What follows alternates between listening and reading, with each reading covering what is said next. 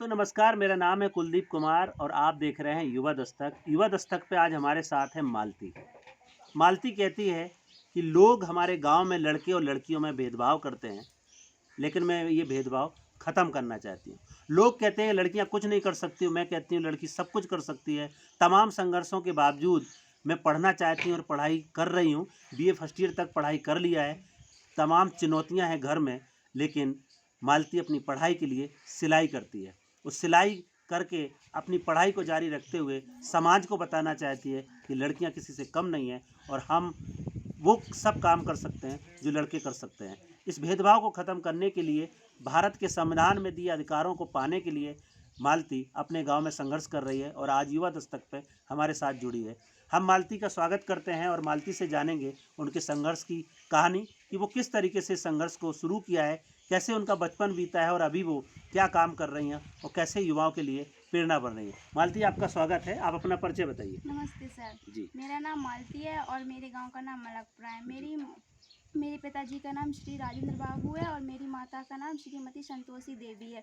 मैं BA first year कर रही हूँ और लोग अक्सर गांव में लड़का और लड़की में भेद समझते हैं, लेकिन उन लोगों को ऐसा नहीं करना चाहिए, क्योंकि जो लोग भेद समझते हैं अक्सर वो लोग ये सोचते हैं कि लड़का लड़की मतलब एक समान नहीं है। जी। लेकिन हमारे जैसे लोग अगर एक जैसी सोच न रखकर ये सोचे कि जैसे लड़का है वैसे ही लड़की है, लोग अक्सर लड़कियों की पढ़ाई बीच में ही छोड़ देते हैं। लोग ये भी कहते हैं कि लड़कियां क्या करेंगी पढ़ के, लेकिन हम कहते हैं कि लड़कियां क्या नहीं कर सकती हैं, जो कर सकती हैं लड़के वही कर सकती हैं लड़कियां। बिल्कुल। और आगे चलकर लड़कियां वो कर सकती हैं जो कि लड़के नहीं कर सकते हैं। और हम खुद पढ़ेंगे और मैं जब पढ़ जाऊंगी ना तो मैं कुछ ऐसा करूंगी कि जो लोग मतलब मैं अपने आप में खुद कुछ करना चाहूंगी। तो मालती, अभी आपने पढ़ाई कहाँ तक किया है, कैसे मैं संघर्ष के साथ पढ़ाई करी?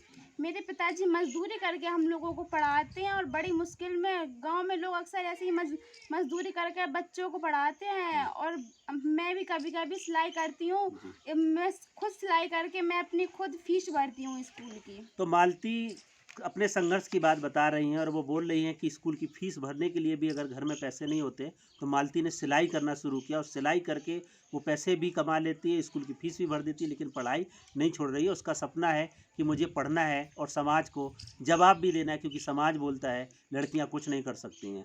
ये बिल्कुल बीहड़ जैसे क्षेत्र, चंबल जैसे क्षेत्र, सबसे गांव जो सबसे पिछड़े क्षेत्रों में आते हैं, वहाँ पे लोगों की अभी भी सोच, लड़का लड़कियों में जो भेद है, उसके ताज़ा उदाहरण आपको गांव में देखने को मिलते हैं। लेकिन उन्हीं गांव में मालती जैसी लड़की इस संघर्ष को शुरू करती है, क्योंकि उसने संविधान के बारे में जाना है, उसने बाबा साहब के बारे में जाना है। मालती, संविधान के बारे में सुना है, क्या समझते हैं उसको? संविधान बाबा साहब ने हम लोगों को एक नई ऐसी बात सिखाई थी कि जो कि सभी लोगों में है। मतलब कि जैसे कि लोग ये सोचते हैं कि इसकी जात छोटी है, उसकी जात छोटी है, तो ये नीचे है, ये चमार है, ये वाल्मीकि है, ये वो फलाना ढिकाना, ऐसा कुछ भी नहीं है। जो खून मास उन लोगों के अंदर है वही खून मास हम लोगों के भी अंदर है। तो पता नहीं फिर भी लोग अक्सर यही कहते हैं कि इसकी छोटी जात है, इसकी छोटी जात है, लेकिन बाबा साहब ने हम लोगों को एक आज़ाद बना दिया है। अपने आप में खुद स्वयं एक आज़ाद है। अगर बाबा साहब ना होते तो हम लोग आज दूसरों के नौकर ही होते। बहुत बड़ी बात बोल रही हैं। और मालती, बाबा साहब ने महिलाओं के लिए भी बहुत काम किया और वो बोलते थे किसी भी आंदोलन की प्रगति हम उस बात से देखते हैं समाज की, जिस समाज की महिलाएं और लड़कियां आगे आती हैं। आपके गांव में आपकी जैसी लड़कियां कितनी निकल पा रही हैं या उनके लिए क्या चुनौती बनती है? गांव में लोग लड़कियों को पढ़ाने के लिए उनको सपोर्ट करते हैं या कई बार उनकी पढ़ाइयाँ छूट जाती हैं या कम उम्र में शादियाँ कर देते हैं। आपके गांव में लड़कियों के क्या हाल हैं?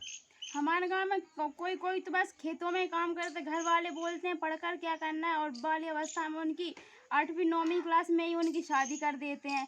लेकिन हम ये कहते हैं कि जब तक लड़की पढ़ती है तब तक उसको पढ़ने दो, और जब शादी तो होती ही रहती है, लेकिन जब तक पढ़ रही है तब तक उसको पढ़ना चाहिए।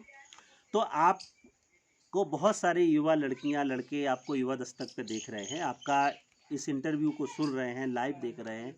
उनको आप क्या मैसेज देना चाहेंगी? उनके लिए क्या सीख देना चाहेंगी कि वो कैसे मालती से सीखें और वो भी अपने गांव में करें? हम तो बस यही कहना चाहेंगे कि अपने आप में खुद एक सक्षम बनो, कि हम खुद कर सकते हैं, हम किसी के ऊपर डिपेंड नहीं है। क्योंकि सभी लोग मतलब एक दूसरे को डिपेंड रहते हैं, लेकिन हम लोग माता पिता ने इतना सक्षम अब कर दिया है कि हम लोग अपने आप में खुद स्वयं अपने पैरों पे खड़ा होकर उन लोगों की भी कुछ हेल्प कर सकें। तो मालती बोल रही है कि सेल्फ डिफेंस के लिए तैयार होना है, खुद हम हेल्प करें और पढ़ाई के साथ आगे बढ़ें। मालती, आपके क्या सपने हैं? आप अपने आगे की ज़िंदगी में, क्योंकि युवा दस्तक आपके जैसे युवाओं के साथ मिलकर के काम करता है और आगामी 25 साल के विज़न के साथ इस अभियान को शुरू किया गया है, क्योंकि आज़ाद भारत के आज़ाद हुए 75 साल बीत गए। अभी भी गाँव में असमानता है, भेदभाव है, लोग लड़के लड़कियों में अंतर समझते हैं। युवा दस्तक ऐसे ही युवाओं की आवाज़ बनता है और आगामी 25 साल के विजन के साथ जब देश को आज़ादी के 100 साल पूरे होंगे, तब तक युवाओं की आवाज़ को लगातार युवा दस्तक ऐसे ही उठाने के लिए शुरू किया गया एक अभियान है, जिसमें युवा अपने मंच पे आते हैं, अपनी बात रखते हैं। मालती, आपका क्या सपना है? आप आगे क्या करना चाहती हैं? मैं आगे पढ़कर एक डॉक्टर बनना चाहती हूँ। जो कि गरीब लोग होते हैं वो अक्सर लोग अच्छे हॉस्पिटल में नहीं करवा पाते हैं, तो मैं पढ़कर डॉक्टर बनना चाहती हूँ और मैं लोगों की फ्री में मदद करूँगी। तो कोई आपने जो डॉक्टर का सपना देखा है, मेरी शुभकामनाएं हैं, युवा दस्तक की शुभकामनाएं कि आप ज़रूर डॉक्टर बने। मैं एक चीज़ जानना चाहता हूँ, इस पूरे आसपास के गांव में स्वास्थ्य के क्या हालात हैं, लड़कियों की स्वास्थ्य के लिए, महिलाओं के स्वास्थ्य के लिए, क्योंकि आपने बोला मैं उनको इलाज देना चाहती हूँ। क्या गांव में अभी भी स्वास्थ्य की सुविधाएं नहीं मिलती हैं? किस तरीके का संघर्ष होता है? गांव में लोग वैसे भी मेरे गांव में तो कोई मतलब हॉस्पिटल नहीं है। पास के गांव में हॉस्पिटल है, तो वहां जाओ तो मतलब कि देर लग जाती है। जैसे कि किसी को जल्दी मतलब जाना पड़ता है तो उस वहाँ हॉस्पिटल में भी टाइम लग जाता है। चूँकि आप मालती दलित समुदाय से आती है, आपसे एक चीज़ और जानना चाहेंगे, आपके गांव में छुआछूत किस तरीके का होता है? क्या कभी आपने इस तरीके का कोई केस देखा है या आपने अपनी ज़िंदगी में महसूस किया कि बाकी लोग दलित समुदाय की लड़कियों के साथ छुआछूत रखते हैं? हाँ, मैंने देखा है। मैं कभी कभी मंदिर पे गई हूँ तो वहाँ पे लोग खड़े होते हैं, ये कहती हैं कि ये छोटी जात से, इनसे थोड़ा दूर रहना चाहिए, और खड़े पास भी नहीं होते, ढंग से बात भी नहीं करते, थोड़ी अकड़ के बात करते हैं। तो मालती बता रही है कि उनके गांव में भी अभी भी लोगों के दिमाग में ये चीज़ है, छुआछूत रखते हैं, भेदभाव रखते हैं, उनके लिए उनकी अलग तरीके की सोच बनती है। लेकिन मालती ने ठान लिया है कि वो ऐसे लोगों को बदल के रखेंगे, उनके लिए संघर्ष करेंगे, उनके लिए कोशिश करेंगे। मालती, आप जो युवा आपके साथ देख रहे हैं, आपको यहाँ पर आपको सुन रहे हैं, उनको आपको क्या संदेश है? उनके लिए आप क्या कहना चाहेंगे? उनको कोई सलाह, कोई सीख, कोई सुझाव देना चाहती हैं आप? मैं तो बस यही कहना चाहूँगी कि हम लोगों को कभी भी एक दूसरे के साथ भेदभाव नहीं करना चाहिए, क्योंकि जब बाबा साहब ने हम लोगों को एक समान किया है तो हम लोगों को सिर्फ एक ही समान रहना चाहिए। हम तो बस यही कहेंगे कि कभी भी जो उनके अंदर है वही हमारे अंदर है, फिर हम लोग एक दूसरे के सम्मान क्यों नहीं करते, एक दूसरे में भेदभाव क्यों समझते हैं। इसलिए हम तो यही कहेंगे, सब लोग समान है, सब लोग एक साथ रहें, एक से रहें। सब लोग समान हैं, सब लोग एक साथ रहें, ये बात मालती बोल रही हैं। मालती, आप ऐसे कितने युवाओं के साथ और जुड़े हैं या बताते हैं आपके गांव में या आपके फ्रेंड सर्कल में, जिनको आपको लगता है कि आप उनके साथ मिलकर के अपने सपने को पूरा करेंगे?